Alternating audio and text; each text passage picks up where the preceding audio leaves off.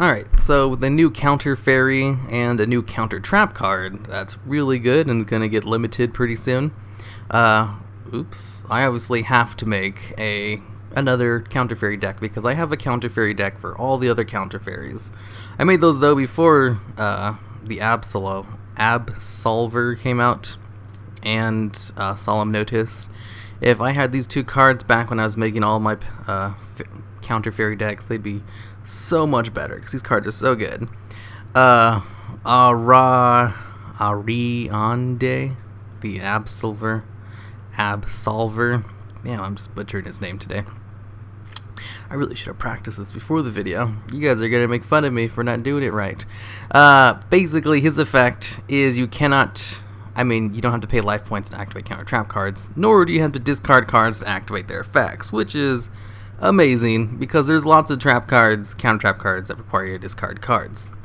There's also, the solemn cards that require you to pay life points, and you basically don't have to pay their cost as long as you have this out as a pendulum card, which is really good. His other effect, if he's destroyed by battle or card effect, you can just reveal 3 counter trap cards and your opponent picks one to add to your hand. You can forcefully activate this effect with Luster Pendulum, the Draco Slayer, and add another version of it to your hand, and go into level 4, what is it called? Pendulum Summons, there we go. Since Draco Slayer is 5 and he's level 3, so it's a really, really good combo. They were made for each other. I'm pretty sure you could just throw them in a straight up. I'm pretty sure you could just throw them in a really good just pendulum deck in general, just any pendulum deck, since a lot of them use Draco Slayer anyway. And Solemn Notice is seriously so good that, yeah, I'm pretty sure some of the meta decks have these cards if they don't already. I should probably look into that.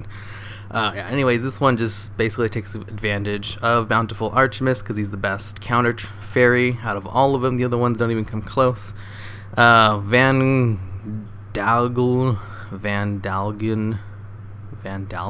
I don't know, the Dark Dragon Lord.